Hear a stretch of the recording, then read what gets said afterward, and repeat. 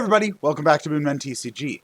Today we're going to be going over what I think is the better of the mono green decks, which is Kozuki Oden. We're going to talk about my deck list, we're going to give a deck analysis, and I'm going to throw up a game that I played on stream so that you guys can kind of see how I would play it in action. Let's dive right into it.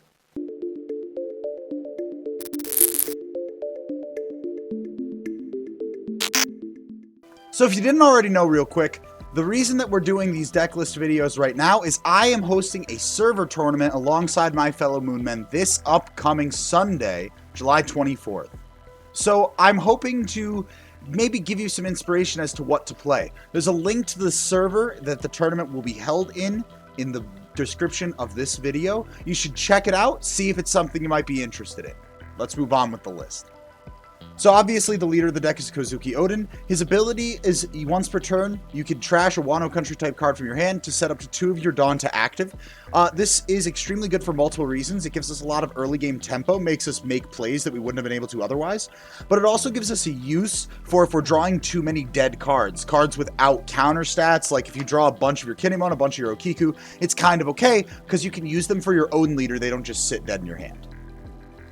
I just run 4 Kozuki Momonosuke because it is one of the best card draw engines you have available to you. If you can keep it alive for multiple turns, which honestly you often can, you're going to be able to search the top 5 cards of your deck for any of your Wano Country cards. It just nets you a lot of advantage. Green has access to this and Bonnie, and it's one of the things that sets it apart from the other colors. I run 4 Capone Gang Beige because, in my opinion, the 1-drop blockers are so very effective based on what we have access to right now. Stopping an entire attack for just 1 Dawn is really fulfilling based on our current ability to deck build, and I think that most decks that can run these blockers should just be running them as high as they possibly can. I choose to run 4 Killer because you often lose cards in your hand in exchange for using your leader effect, so getting a blocker that can help protect you and also draw you a card can really help you, especially as you transition from mid to late game. It has often saved my life to have this extra blocker towards the end of the game. I run 4 Cat Viper because it hits a plethora of high priority targets. A lot of decks are running the cheap blockers, so being able to rest your opponent's Trafficker Law, your opponent's Beige, your opponent's Chopper, your opponent's Hancock, etc. Really helps you to close out games or control people's board when they otherwise don't want you to. There are also a lot of cards that need to die that are cost 3 or less, such as Sentomaru, or perhaps they have an untapped Momonosuke or Jewelry Bonnie on their board. So Cat Viper can hit all of those things and provides you great tempo play. And if you're seeing too many of it, worst case scenario, you discard it to your Oden leader to add more plays to your possibilities. I run 4 Raizo because it's one of the best draw engines we have access to right now in the game.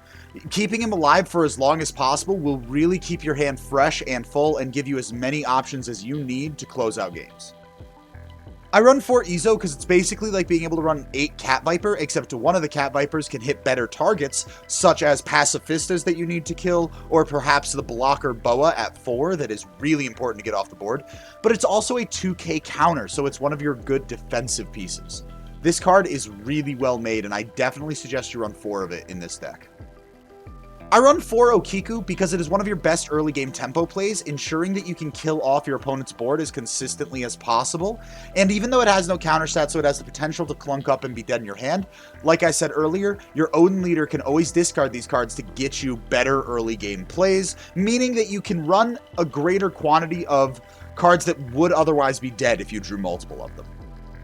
I run 3 of the 3-drop Killer that KOs one of your opponent's rested character cards with a cost of 3 or less. It's really easy to rest cards in this deck between your Cat Viper and your Izo, so if you need to combo with this card, it's extremely easy, but outside of that, removal is also just very strong, and a big part of this deck's main goal is to keep your opponent's board controlled and small, and Killer just kind of helps you do that. I run 3 Yamato. I found that at 4, I was seeing it too often, and it doesn't really do me that much in comparison to a lot of the other cards in my deck. But at 3, I see it very consistently as the 1 or 2 I might need, and it is grabbable off Kozuki Momonosuke, so I don't feel like 4 is necessary. It is your main finisher, however, you do not at all need it to be winning games. But with double attack and banish, if this card hits your opponent once, you are very likely to win the game from there. I run 3 X-Drake for the same reason I run 3 Killer. It basically just hits one higher card, just like how I run both Cat Viper and Izo. Controlling your opponent's board is very efficient. The biggest problem I have with this card is that this card and the killer is that they are supernovas and not Wano Country, which means you can't grab them off Momonosuke and you can't discard them off Oden. But that's also why I run a higher quantity of them to make sure that I see them when I need them. I run 4 Kinemon because a Kinemon on curve is an amazing tempo play and can often be what you need, but even when he's dead in your hand and you have more important plays to be making with your 6 Dawn, you can always discard him to your leader effect, so there's very little risk in running 4. I run 3 Captain Kid because it is the best defensive piece we have in the game right now. It stops your opponent from being able to attack your other characters as well as your leader. Real quick sidebar, there's a mistranslation on the Japanese One Piece official site that says that your opponent can still attack their leader while you have this card rested. We are currently under the assumption that that ruling is false based on the way the card reads for people that actually speak Japanese and are translating the cards for us. So until we hear otherwise, I feel it is safe to assume that this kid stops attacks on your leader as well. We run 3 Punk Gibson because it's one of the best defensive cards we have available to us. It stops 2 attacks or sets you up to control your opponent's board on the following turn, and 4k power is a really big buff. We also run 3 Paradise Waterfall. This card is mainly for its second part where you set one of your characters to active. Even if you're not using it to protect the initial attack that you counter with, although you often can, untapping a Raizo, untapping a Momonosuke, keeping these cards alive for longer, or maybe your Okiku, any of them, really can set you apart and cement your victory in the game. This card is also really good against Blue-Purple Kaido, which is one of the better decks in the game right now, because it can help you stop them from being able to get their ramp off by swinging into your characters. Now that you've seen my list, you know what we're working with. I'm going to show you the game that I played live on stream with a fellow teammate so that you can see this list in action and follow the decision making that I take when playing this deck. So as you can see here, my opening hand is 1 Paradise Waterfall, 1 Kozuki Momonosuke, 1 Killer, 1 Yamato, and 1 Kinemon. My opponent uses the 1 Dawn they get on turn 1 to play a Karoo, and then passes to me. I draw a Yamato for turn, and then decide to use my first turn to use my Kozuki Momonosuke to get more cards in my hand, see more options that I have available, because my hand isn't doing all too hot right now. I decide to add Cat Viper to my hand, because against Zoro, it gives me a lot of early board control to keep his biddies off the board, so that he cannot be aggroing me down. On his turn, he uses 2 Dawn to attach to leader and Karoo so that his Karoo can attack for 5k. I decide to stop the Karoo attack instead of the leader attack because the leader will be 6k, so I use a Yamato to counter out of the first one, and I don't want to take both. Then I take the second, getting another Yamato to my hand, which feels pretty cool. After that, he plays a 1-drop Nami, checking the top 5 cards of his deck for a Straw Hat, and he grabs 5-drop Rush Luffy to his hand. On my turn, I use Momonosuke effect again, and you grab a Cat Viper. I then pay 2 to play the Cat Viper and use my leader to attack his Nami.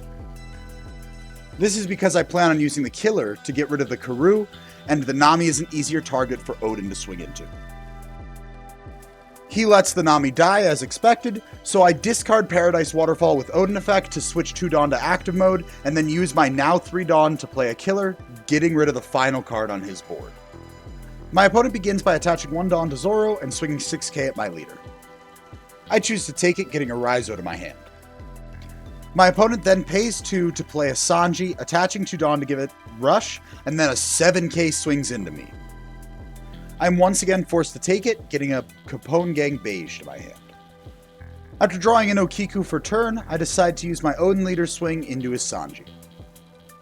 After he lets the Sanji die, I decide to use my 6 Dawn to play Yamato and Beige. Then I use my leader effect, discarding Kinemon to untap 2. This allows me to use my Momonosuke effect. Off of Momonosuke, I grab Paradise Waterfall and pass for turn. My opponent begins by attaching 2 Dawn to his leader and swinging into Oden, which I block with Beige. He then plays 5-drop Rush Luffy and swings into my leader with it, and I don't want to put in the resources to stop another 7k attack, so I choose to take this damage, which gives me a Raizo to my hand. After drawing 8-drop Kid, which I look forward to using later, I put 3 Dawn onto my leader and swing into his Luffy because I need to ensure that his attackers are off board. Then I choose to play another Yamato to keep up this pressure, and then use my leader effect discarding Okiku to give myself 2 more Dawn to work with. I actually end up only putting 1 of this Dawn onto Yamato before swinging, because I want to leave 1 up for Paradise Waterfall in hopes of keeping Yamato alive for another turn. However, this allows him to counter out with 2 cards.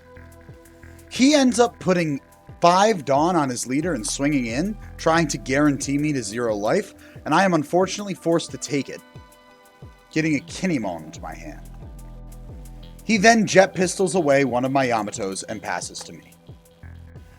On my turn, I draw a killer for turn, and then I only put 1 Dawn onto my Yamato swinging into him to ensure that I can play my kid and use him this turn because I need to not die on the next turn. He does not have the defensive pieces to stop my Yamato swing, so I then play my kid and use its ability to play my killer from hand, giving me an additional blocker. My opponent ends up playing 5-drop Rush Luffy again, putting 1 Dawn onto his leader and the rest onto the Luffy so he can swing an 11k attacker into my kid, hoping to get over it this turn. He succeeds and then swings his Zoro leader into my Yamato. I can't let that one go through, so I use 2 cards to counter out. On my turn, I'm pretty confident I can win this turn, so I put 2 Dawn onto Yamato, making him a 7k, and swing at my opponent's leader. He cannot stop it. Since I knew he could not stop a 7k attack, I put 4 Dawn onto Killer, making him also 7k, swinging it at my opponent's leader. Once again, he can't stop this, it goes to his hand. I then put 4 Dawn onto my Oden leader, making him a 9k, swing at my opponent's Zoro, and that closes out this game. Hopefully that game gave you guys some ideas as to the proper ways you can execute combos as Oden.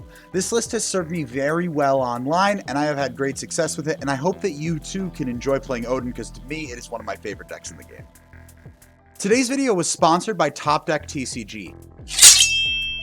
This is an awesome website where not only can you buy singles for some of your favorite trading card games, but it acts as a hub for various content creators so you can stay up to date in those games. This is their homepage. As you can see, they currently carry Flesh and Blood, Digimon, Transformers, and Star Wars Destiny. They are going to be carrying One Piece in the winter when its official American release comes out. If you go over to game videos and podcasts, you can see some of your favorite content creators, including your favorite One Piece content creators, for all of these various games so that you can stay up to date on what is good right now. It's all very easy to use, and the guy is great. And if you use your promo code TheMoonmen, not case sensitive at all, you'll get 10% off any order you place. Don't forget to like and subscribe if you found this video helpful. I certainly hope you did. You can find links to my Twitch and my Patreon in the description, as well as the promo code and the links to Top Deck TCG. Thanks for watching, and I'll see you next time.